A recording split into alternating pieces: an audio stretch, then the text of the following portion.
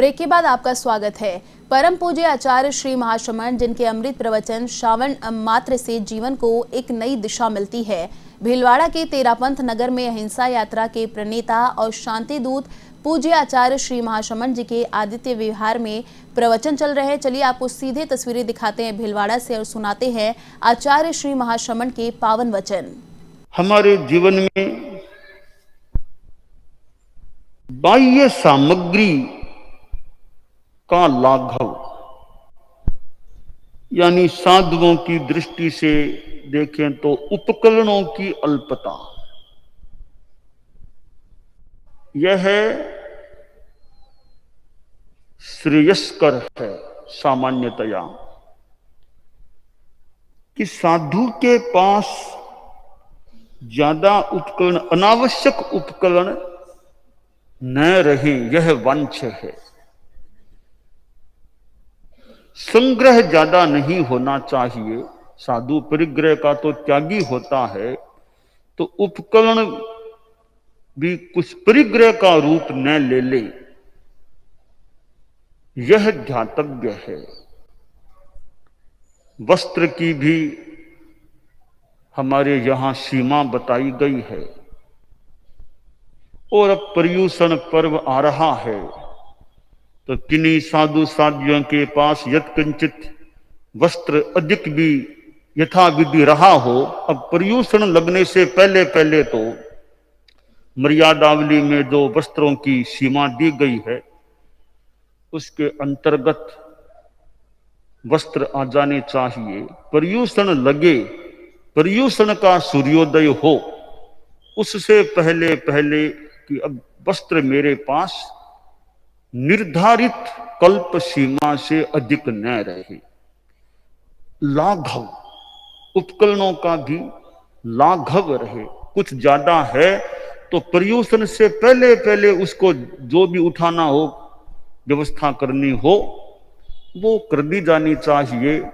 यह चारित्रात्माओं के लिए ध्यातव्य है, कर्तव्य है। तो यह लाघव है। उपकरण ज्यादा नहीं। और 3 गौरव बताए गए हैं शास्त्र में, रिद्धि गौरव, रस गौरव, सात गौरव। गौरवों का भी त्याग। साता की अधिक आकांक्षा भी, यानी साता यानी सुख सुविधा रूप साता, ठीक है, सामान्य जो व्यवस्था चाहिए वो तो उपयोगी हो सकती है। तो ज्यादा, एक सीमा से ज्यादा सुख साता, शरीर की बात अलग है, बाकी बाह्य साता वो अभिलाषा भी नहीं है। साता हो तो अहंकार भी नहीं।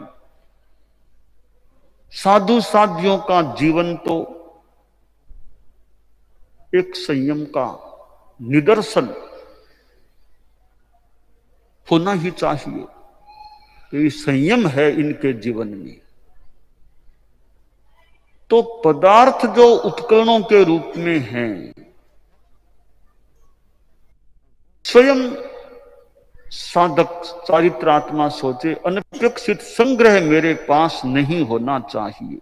भले प्रातिहार्य उपकरण है, चाहे अप्रातिहार्य उपकरण है, और जो हैं उनका यथाविधि प्रतिलेखन होता है, यानी वह भी विचारी प्रतिलेखन मेरा ठीक हो जाना चाहिए। तो लाघव भी एक धर्म है। अब तो वही अल्पोपधि रहना। छठा धर्म है सत्य। काय ऋजुता, भाव ऋजुता, भाषा ऋजुता और अभिसंवादन योग, कथनी करने की समानता, यह सत्य धर्म है। ऋजुता सच्चाई से जुड़ा हुआ तत्व है। सच्चाई की साधना करना है तो हमें ऋजुता का भी आराधन करना होगा या आवश्यक। ऋजुता नहीं है तो सच्चाई भी मजबूत नहीं हो सकती। और दूसरी बात है, सच्चाई के लिए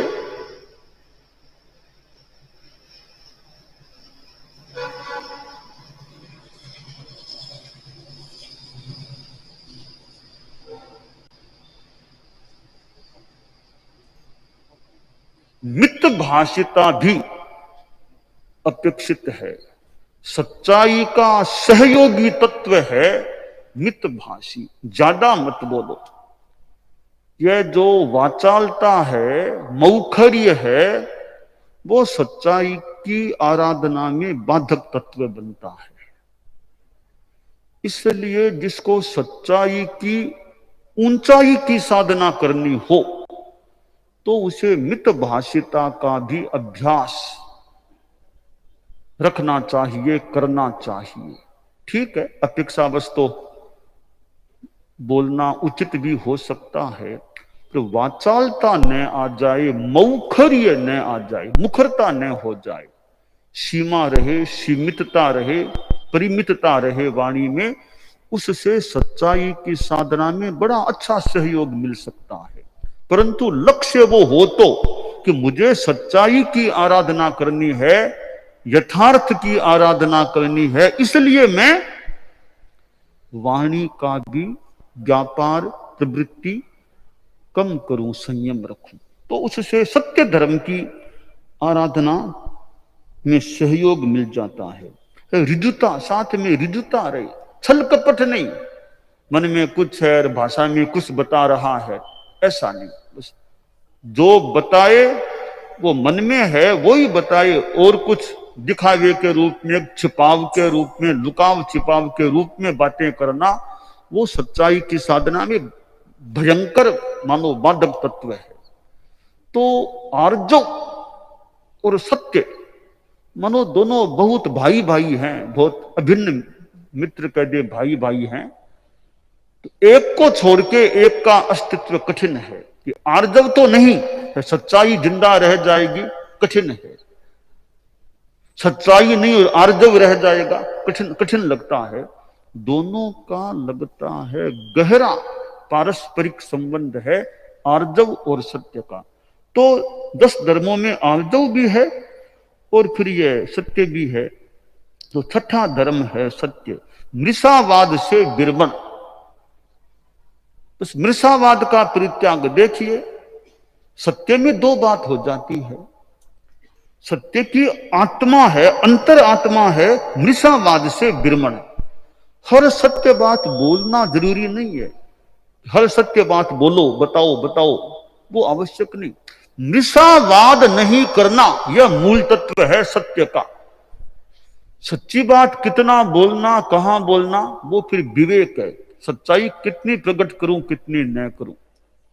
हर सच्चाई को हर जगह है प्रकट करना अपेक्षित नहीं होता, उचित भी न हो। तो जहां जो सच्चाई प्रकट करना अपेक्षित है वहां प्रकट की जा सकती है। आदमी 50 बातें जानता है, आंखों से कितनी देखी है और कानों से कितनी सुनी है। सारी आंखों से देखी हुई, सारी कानों से सुनी हुई बातें बाजार में बेचने की नहीं होती है। जहां अपेक्षित हो वहां निवेदन, आवेदन, कथन, प्रकटीकरण वह किया जा सकता है। इसलिए सत्य बोलना जरूरी नहीं, झूठ नहीं बोलना, यह मूल तत्व है सच्चाई की साधना का। सच्ची बात बोलना कि नहीं बोलना आपका विवेक है, पर झूठ नहीं बोलना यह आवश्यक है। लोग कोर्ट में भी जाते हैं, न्यायालय में जाते हैं, गृहस्थ हैं, न्यायालय में तो जाना पड़ सकता है, गार्हस्थ्य का जीवन है, परंतु न्यायालय में झूठ नहीं बोलना, यह कोई प्रतिज्ञा रखे वो विशेष बात है। कि न्यायालय में तो खैर जाना पड़ सकता है, नहीं कई बार कोर्ट बुला ले तो जाना, मान लो पड़ जाए, चला कर जाए या बुला ले तो जाना पड़े। कोर्ट में आदमी झूठ नहीं बोलने, धार्मिक आदमी को यह चाहिए, गृहस्थों के लिए यह अभी विशेष खास बात है कि न्यायालय में भी मैं झूठ बोलने से बचूं। हाँ, आरोप लगा सकता हूं, जवाब दे सकता हूं, गवाही दे सकता हूं, तो झूठी गवाही नहीं दूंगा, झूठा आरोप नहीं लगाऊंगा, झूठी बात नहीं बोलूंगा। न्यायालय में प्रतिज्ञा कर ले, सा पुस्तक हाथ में ले ली, मैं जो कुछ कहूंगा सच कहूंगा, मान ली अब वास्तव में सच कितना बोलता है, बोले तो सच कितना बोलता है और असत्य कितना बोलता है। तो न्यायालय में जाकर आदमी सही आरोप लगाए तो बुरी बात नहीं, गारहस्थ्य की भूमिका में, तो झूठा आरोप नहीं लगाना, झूठी गवाही नहीं देना, कोई जो कुछ पूछा जाए झूठा जवाब नहीं देना, झूठी बात नहीं बोलना, यह बात गृहस्थों में रहे तो शायद न्यायालय में जाने की जरूरत ही फिर कम पड़ जाए। पुलिस केस करना है, अरे झूठा झूठा मान लो कर दिया, यह गृहस्थ के लिए भी बढ़िया नहीं। ऐसी झूठी मूठी बातें लगा दी केस में, केस कैसे बलवान बन जाए मेरा, केस को मजबूत बनाने के लिए झूठा मूठा हत्या का भी आरोप, वो भी आरोप, चोरी का आरोप लगा दो, केस मजबूत बन जाए। केस मजबूत बनेगा, क्लेश मजबूत बनेगा। केस तो मान लो बन जाए, वो भी कितना क्या बनेगा भगवान जाने, क्लेश मजबूत बन जाएगा तो, कर्म मजबूत बन जाएंगे तो बंधन में। इसलिए जो ये धर्म बताया है शास्त्रकार ने, ये छठा धर्म बताया है श्रमण धर्मों में, चारित्र धर्मों में मान लें सत्य, तो झूठ से आदमी बचे। ठीक है, गारहस्थ्य है तो गारहस्थ्य में कोई झूठ बोलना जरूरी है क्या? संकल्प हो आदमी कई अंशों में झूठ से बच सकता है। सातवां धर्म बताया संयम। यह संयम है हिंसा आदि से निवृत्ति, हिंसा नहीं करना, वो सभी झूठ चोरी आदि आदि जो पाप है उनसे बचने का एक बहुत व्यापक रूप में यह संयम की बात हो सकती है। पापों से निवृत्ति और रहन सहन, मन वचन काय इंद्रियां सब में संयम जितना हो सके आदमी संयम की साधना करे, तो संयम धर्म है। परम पूज्य आचार्य तुलसी ने अनुव्रत की बात फरमाई, तो अनुव्रत की तो मानो आत्मा संयम है, संयममय जीवन हो, संयम अनुव्रत की मानो आत्मा है। परम पूज्य आचार्य महाप्रज्ञ जी ने अहिंसा यात्रा की थी, अहिंसक चेतना का जागरण, नैतिक मूल्यों का विकास। अब अहिंसा नैतिकता है, इनके आधार में भी संयम को देखा जा सकता है। संयम है तो अहिंसा की साधना ठीक हो सकती है, संयम है तो नैतिकता की आराधना अच्छी हो सकती है। तो यह संयम धर्म है। साथ आठवां तप, तपस्या करना। चतुर्मास का समय है, कितने लोग तपस्या कर चुके होंगे और कितने कर रहे होंगे, उपवास आदि आदि कितना तप होता है, कितने साधु साधियों ने तपस्या की आराधना की है, बड़ी बड़ी तपस्याएं भी करने वाले हैं। मुझे ज्ञात है बंबई में मुनिश्री महेंद्र कुमार जी स्वामी हैं, उनके सहवर्ती मुनि अजित कुमार जी हैं, मुझे सूचना जानकारी मिली है उसके अनुसार कितनी बड़ी एक महासर्वतो भद्र तप की आराधना, कितनी अच्छी विशेष इतनी बड़ी तपस्या।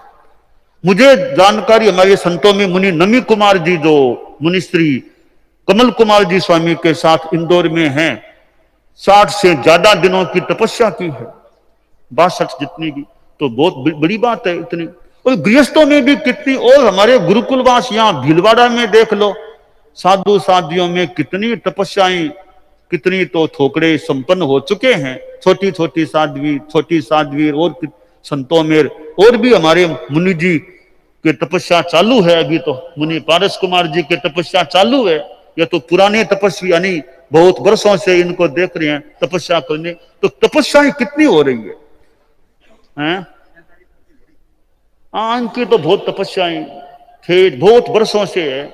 तो ये तपस्या है, साधुओं को देखो, साधियों को देखो, और हमारे समनियों में भी करने वाले अपने ढंग से बर्शी तप आदि आदि जो भी करने वाले कर ही रहे होंगे, की है या करते ही होंगे, एकांतर आदि जो भी। तो श्रावक श्राविकों में कितने मास कमन क्या क्या तपस्या हो जाती है। यह तपस्या है। इधर स्वाध्याय, ध्यान, विनय, प्राय आदि 12 कुल भेद हैं, तो तप भी धर्म है। और फिर ये त्याग, ये साधुओं के संदर्भ में देखें, साधियों के संदर्भ में देखें तो भोजन आदि का एक साधु दूसरे साधु को दान दे। साहू हो जामी तारियो, गोश्री जाके आया हूं, कि आपके अनुकूल भोजन लगता है, आप कृपा कीजिए लीजिए। साधियों को भी कृपा करके लीजिए।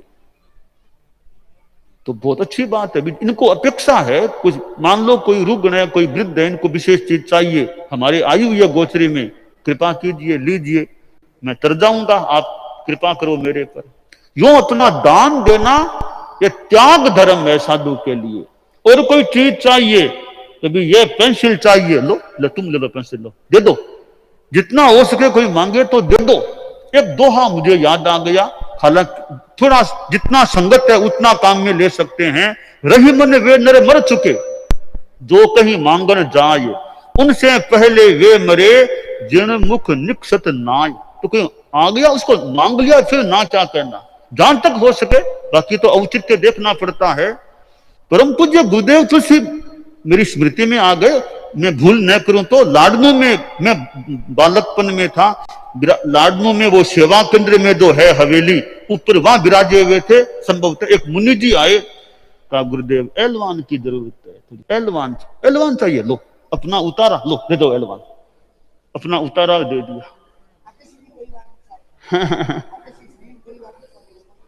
तो कभी लो तुम दे ले लो, ये ले लो तुम, यानी दान करो। कोई मांगा है तो उनको अपेक्षा होगी ना, मांगा है तो इतना क्या दे दो। तो ये साधु कंजूसी न करे, यानी दे, अनुकूलता हो तो मांगे दे दो, ले लो, चला के ये चीज आप ले लो। तो ये साधु का त्याग धर्म है। गृहस्थ है, अपना संयम छोड़ दे, इसको मैं काम में नहीं लूं, या और कोई त्याग, प्रत्याख्यान त्याग रूप में त्याग कर ले, ये त्याग धर्म है। और 10वां है ब्रह्मचर्य वास, काम भोग विरति, उस रूप में इंद्रियों का संयम करना, अपना दृष्टि संयम रखना, खाद्य संयम रखना। और यह है, और देखना पड़े तो साधु देखते हुए भी अपना अरागता का भाव का प्रयास रखे, यानी संपर्क हो जाए तो भी अरागता, अनावश्यक संपर्क से बचे। तो यह ब्रह्मचर्य वास 10वां धर्म है। तो ये श्रमण धर्म बताए गए हैं, यानी गृहस्थ तो जितना कर सके उतना श्रमण तो करे ही करे ना इन धर्मों, यति धर्म, श्रमण धर्म, कि साधु साधियां तो इनका विशेषतया 10 धर्मों का आराधन करें। शांति, नंबर 2 मुक्ति यानी निर्लोभता अनासक्ति, नंबर 3 आर्जव, नंबर 4 मार्दव, नंबर 5 लाघव, नंबर 6 सत्य, नंबर 7 संयम, नंबर 8 तप, नंबर 9 त्याग, नंबर 10 ब्रह्मचर्य वास। ये 10 धर्म हैं। तो दिगंबर परंपरा में तो 10 लक्षण पर्व होता है, 10 लक्षण पर्व। हमारे यहाँ भी पर्यूषण में मुख्य मुनि साध्वी वरिया 10 धर्मों पर भी गीत वक्तव्य और करते। तो ये 10 धर्म तो साधु के लिए तो हैं ही हैं, गृहस्थों के लिए भी। आखिर चीज तो एक ही है ना, मात्रा भेद हो जाए, चीज तो एक ही है। संयम साधु के लिए भी काम का, गृहस्थ के लिए भी काम का। कौन कितनी मात्रा में ग्रहण कर सके, साधु के ज्यादा है, गृहस्थ के भले कम मात्रा में। चीज तो वो मिश्री है, वो साधु खाए चाहे गृहस्थ खाए, मिश्री तो मीठी रहेगी। अब किसके पास कितनी सीमा की मिश्री है, साधु के पास बड़ी डली है, गृहस्थ के पास छोटी डली है, उतना मिठास आ जाएगा। मिठास तो मिश्री में तो मिठास होगा ही होगा ना सामान्यतया। तो इसलिए उस पद्य बड़ा सुंदर है, संभवतः भिक्षु स्वामी के साहित्य का है। साधन श्रावक रत्नारी माला, एक मोटी दूजी नानी रे, गुण गूंथा चारू तीरथना, इबरत रह गई कानी रे, चतुर विचार करी न दे। हो आश्रय। तो ये कि साधु है वो बड़ी रत्नों की बड़ी माला, श्रावक छोटी माला, है रत्न के रत्न। तो 10 धर्म है वो साधु संस्था के लिए तो कल्याण, साधु संस्था के लिए भी कल्याणकारी हैं और श्रावकों गृहस्थों के लिए भी कल्याणकारी है। जो जितना आसेवन करेगा उतना लाभ मिल सकेगा। दानान शिष्ठम अभय पयाणम सच्चे सुया अणवज्जम वयंती तवे सुया उत्तम ब्रह्मचेरम लोगुत्तमे समणे नाय पुत्ते। आज ज्ञानशाला दिवस, यह भाद्रव का प्रथम रविवार। तो ज्ञानशाला हमारे धर्म संघ की और ये तेरापंथी महासभा की एक बहुत अच्छी गतिविधि है कि ज्ञान तेरापंथी महासभा के तत्वावधान में चलने वाली यह गतिविधि है और ये बाल पीढ़ी से जुड़ी हुई गतिविधि है। कई गतिविधियां बड़ों के लिए भी है, यह खासकर चिल्ड्रन बच्चों के लिए है, बाल पीढ़ी के लिए है। और परम पूज्य गुरुदेव तुलसी के समय अनेक संस्थाएं जन्मी, कितनी गतिविधियां चली। ये ज्ञानशाला की गतिविधि है, वो एक संदर्भ में मानो नींव को मजबूत करने वाली गतिविधि है। बड़े हो जाएं, बड़ों को सुधारना तो थोड़ा मुश्किल हो सकता है, छोटों में अच्छे संस्कार आ जाएं, बचपन से अच्छे संस्कार आ जाएं, बड़े हो गए अब इनका सुधार करो, तो छोटों पर ही ध्यान दो ना। तो पहले से संस्कार अच्छे आ जाएं तो फिर वो बाद में सुधार की इतनी अपेक्षा भी न रहे। तो बाल पीढ़ी के लिए ज्ञानशाला, और कितने कितने बच्चे ज्ञानशाला से संपृक्त हैं, जुड़े हुए हैं।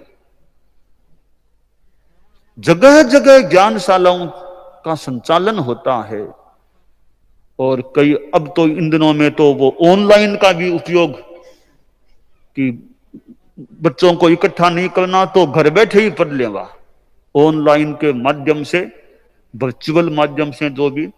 तो ज्ञानशाला है, भले सप्ताह में एक दिन लगे, तो थोड़ा थोड़ा थोड़ा करते करते भी वो पानी की बूंदें, बूंद गिरते गिरते गिरते गिरते कितना लाभ हो सकता है, कितना संचय, बूंद बूंद से घट भरे, घड़े में डालते जाओ बूंद बूंद, तो घड़ा कितना समृद्ध हो सकता है, परिपूर्ण हो सकता है।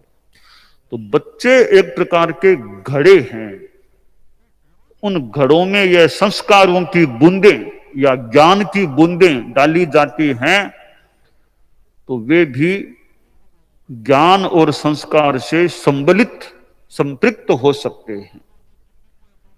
और बच्चों को प्रशिक्षण देने में भी कितना श्रम समय लगाना पड़ता होगा, कितने लोग, कितने व्यक्ति प्रशिक्षण देने वाले हैं, वे स्वयं पहले ट्रेंड होकर प्रशिक्षण देते हैं, तो और ज्यादा अच्छा काम हो सकता है।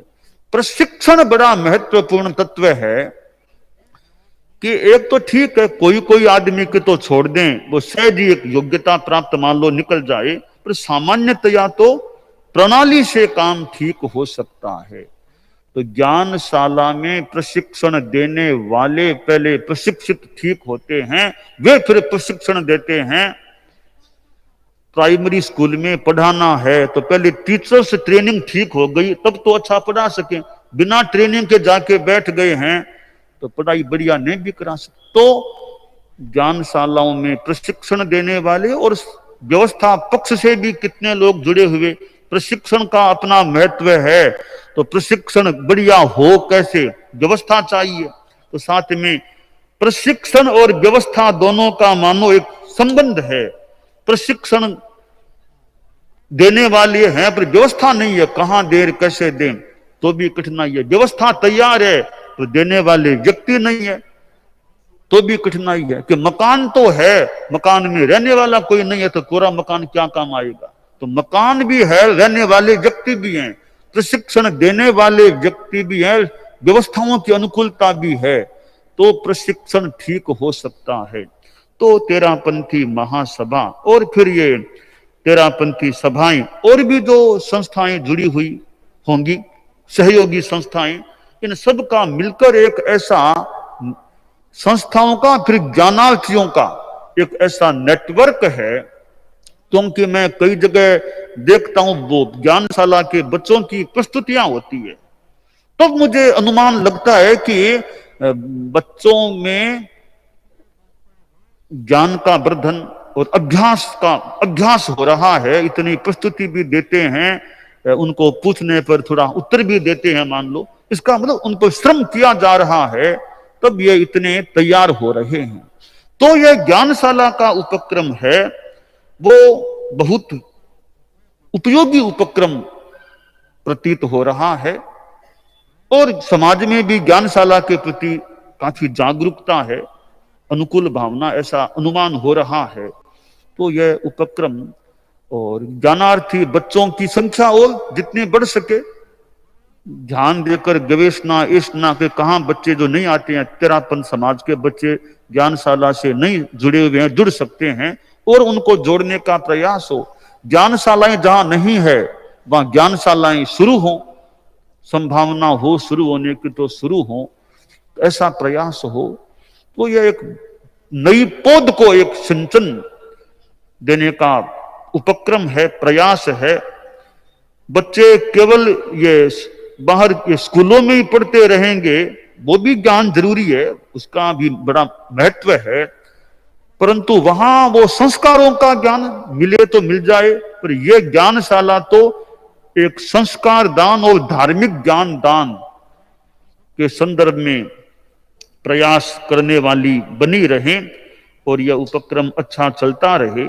तो यह ज्ञानशाला दिवस का प्रसंग है, तो एक अच्छा यह कार्य अच्छे ढंग से चलता रहे और गतिमत्ता पूर्ण रहे, प्रगतिमत्ता पूर्ण रहे और संख्यावत्ता और गुणवत्ता दोनों का विकास होता रहे और समाज के लिए यह उपक्रम काफी एक अच्छा सिद्ध होने वाला बन सकेगा, बने, यह हमारी कामना है।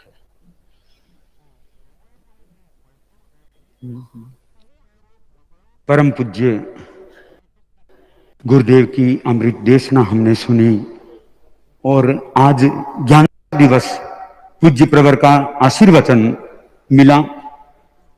ज्ञानशाला के आध्यात्मिक पर्यवेक्षक मुनि श्री उदित कुमार जी स्वामी, जिनका स्वतंत्र रूप में पूज्य श्री के श्री चरणों में चतुर्मास हो रहा है, तो आज स्वयं मुनि श्री यहाँ पर उपस्थित है। निवेदन आज के दिवस पर अपने विचारों के लिए, और इसके बाद में पूज्य प्रवर का मंगल पाठ हो सकेगा। मंगल पाठ के बाद में ज्ञानशाला भीलवाड़ा प्रशिक्षिकाएं आदि भीतर में कर सकते हैं, उससे पहले में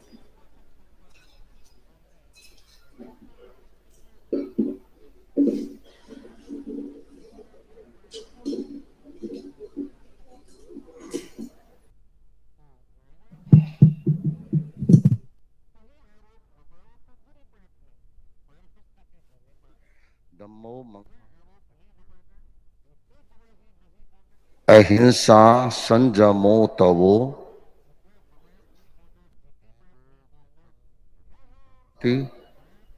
जस धम्मे सयामणो।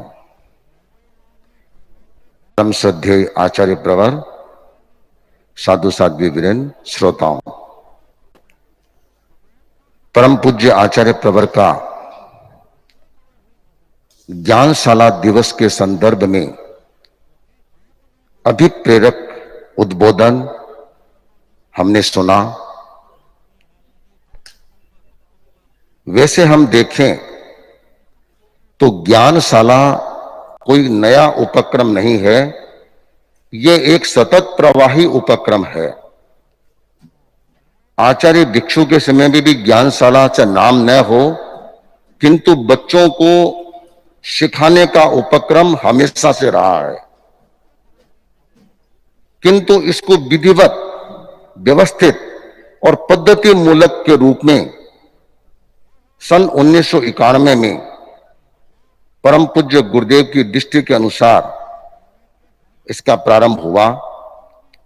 इस रजत जयंती वर्ष भी परम श्रद्धेय आचार्य प्रवर की सन्निधि में और पूरे देश में विराजमान साधु साधियों की सन्निधि में संपन्न हुआ।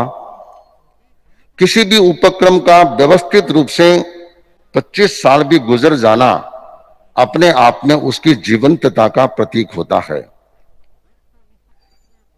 परम पूज्य गुरुदेव श्री तुलसी ने एक ही दृष्टि प्रदान की थी कि भी ज्ञानशाला संस्कार निर्माण का उपक्रम बने, और यह उस समय और अपेक्षित समझा गया कि जब लोग अपने अपने गांवों में रहते थे और गांवों की सीमा से निकल कर बाहर प्रदेशों में गए, शहरों में रहने लगे और वहां अन्य अन्य बच्चों के साथ प्रशिक्षण प्राप्त करने लगे, स्कूल कॉलेज जाने लगे, और जिन बिल्डिंगों में रहते थे वहां भी अन्य अन्य मतानुयायी लोग रहते थे। ऐसी स्थिति में उन बच्चों के संस्कारों को बनाए रखना, सुरक्षित रखना और आगे बढ़ाए रखना, यह एक चुनौतीपूर्ण बन गया। इस दृष्टि से ज्ञानशाला के उपक्रम को विधिवत रूप में प्रारंभ किया गया। प्रारंभ से अब तक अनेक अनेक कार्यकर्ताओं का श्रम इसमें लगा है। मैं तो मानता हूं परम श्रद्धेय आचार्य प्रवर जब महाश्रमण के रूप में थे तब भी ज्ञानशाला के प्रति